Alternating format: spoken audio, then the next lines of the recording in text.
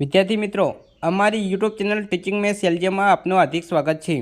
મિત્રો, આજે ધોરણ 9 વિષય ગુજરાતી તેમાં પાઠ 2 ચોરી અને પ્રાયશ્ચિત જે આપેલ છે તેનો સ્વાધ્યાયનું સોલ્યુશન કરીશું। જો મિત્રો તમે પૂરેપૂરો વિડીયો જોશો તો તમને સ્વાધ્યાયમાં ખ્યાલ આવશે। અને મિત્રો, ચેનલમાં તમે નવા હો, હજુ સુધી ચેનલને સબસ્ક્રાઈબ ના કરી હોય તો ચેનલને સબસ્ક્રાઈબ કરવા વિનંતી, જેથી તમને જે નવી અપડેટ આવે છે તે અપડેટ મળતી રહેશે। વધુ સમયની અંદર આપણે પાઠ 2 જોઈશું, ચોરી અને પ્રાયશ્ચિત। તેના લેખક છે ગાંધીજી અને સાહિત્ય પ્રકાર છે આત્મકથાખંડ। પરીક્ષામાં પ્રશ્નો પૂછાતા હોય છે કે ચોરી અને પ્રાયશ્ચિત પાઠના લેખક કોણ છે, ચોરી અને પ્રાયશ્ચિત પાઠનો સાહિત્ય પ્રકાર કયો છે। આ પ્રશ્નો વારંવાર પરીક્ષામાં પૂછાતા હોય છે। પાઠના લેખક અને સાહિત્ય પ્રકાર યાદ રાખવા પડશે। આગળ આપણે સ્વાધ્યાયનું સોલ્યુશન જોઈશું। પ્રશ્ન નંબર 1, પ્રશ્નની નીચે આપેલા વિકલ્પોમાંથી સાચો વિકલ્પ પસંદ કરી ખરાની નિશાની કરો। તેમાં 1, ચોરીની ભૂલ સ્વીકારવામાં ગાંધીજીની જીભ ઉપડતી નથી, કારણ કે સાચો જવાબ આવશે છે પિતાજી દુઃખી થશે, કદાચ માથું ફૂટશે તેવો ભય। 2, સોનાના કડામાંથી 1 તોલો સોનું કાપીને વેચવાની ઘટનાથી ગાંધીજી ઉપર શી અસર થઈ। 4 ઓપ્શન આપેલા છે, તેમાં સાચો જવાબ આવશે છે ચોરી કરવાની વાત ગાંધીજી માટે અસહ્ય થઈ પડી। 3, ખોટું કાર્ય કર્યાના અપરાધ ભાવમાંથી બહાર આવવા શું કરવું જોઈએ। સાચો જવાબ આવશે 2, જોખમ ખેડીને પણ દોષ કબૂલ કરવો જોઈએ। 4, બીડી પીવાની કુટેવમાંથી બીજી કઈ કુટેવ આવી। સાચો જવાબ આવશે 2, નોકરના પૈસા ચોરવાની। પ્રશ્ન નંબર 2, નીચેના પ્રશ્નોનો 2-3 વાક્યોમાં ઉત્તર લખો। તેમાં 1, ગાંધીજીએ ચિઠ્ઠીમાં શું લખ્યું હતું। જવાબ, ગાંધીજીના માંસાહારી ભાઈને દેવું થયું હતું, આથી ભાઈના સોનાના કડામાંથી નાનો ટુકડો કાપી દેવું ચૂકવવામાં ગાંધીજીએ ભાઈને સાથ આપ્યો।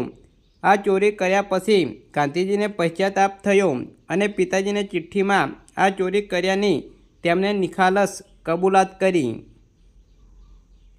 પ્રશ્ન નંબર 3, નીચેના પ્રશ્નોના 7-8 વાક્યોમાં ઉત્તર લખો। તેમાં 1, ચોરી અને પ્રાયશ્ચિત પાઠને આધારે ગાંધીજીના ગુણોનું વર્ણન કરો।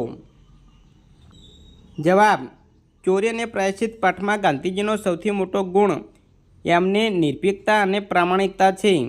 તેમને બીડી પીવાની તડપ લાગી, એને કારણે નોકરના ખિસ્સામાંથી પૈસા ચોરવાની ટેવ પડી, એ બાબતનો એમને નિખાલસપણે ઇકરાર કર્યો છે।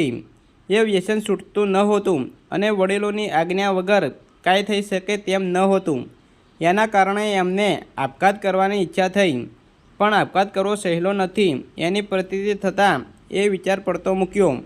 તેમજ ભાઈનું કરજ ચૂકવવા માટે ભાઈના સોનાના કડામાંથી 1 નાનો ટુકડો કાપી કરજ ચૂકવવામાં ભાઈને સાથ આપ્યો।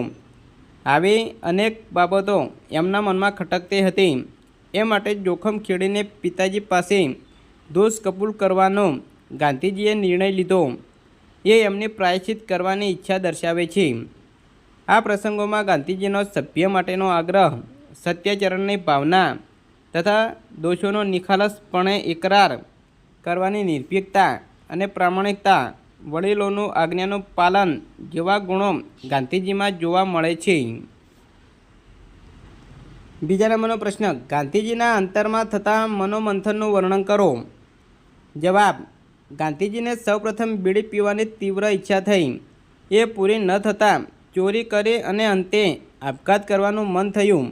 આ 3 ઘટના બન્યા પછી એમના અંતરમાં વિચારોનું મંથન શરૂ થાય છે। આપઘાત કરવા માટે ઝેર જોઈએ, ઝેર કોણ લાવી આપે, ઝેર ખાઈને અને મૃત્યુ ન થાય તો મરીને શો લાભ, આવા પ્રશ્નો એમના મનને ઘેરી વળે છે। અંતે રામજીના મંદિરે જઈ દર્શન કરી મનને શાંત કરવું અને આપઘાતનો વિચાર મૂકી જવો અને આપઘાતનો વિચાર ભૂલી જવો, એવા નિર્ણય પર ગાંધીજી આવે છે। આવી જ એક ઘટના ભાઈનું કરજ ચૂકવવાની બની। એ માટે ભાઈના સોનાના કડામાંથી નાનો ટુકડો કાપી કરજ ચૂકવવામાં તેઓએ ભાઈને સાથ આપ્યો। એ વાત પણ એમને ખટકી। પિતાજી પાસે કબૂલ કરવા જતાં પિતાજી દુઃખી થશે, કદાચ માથું ફૂટશે તો? એવા વિચારો મનમાં ઉઠ્યા, પણ અંતે એમણે પિતાજી પાસે દોષ કબૂલ કર્યા વિના શુદ્ધિ નહીં થાય એવો નિર્ણય કર્યો.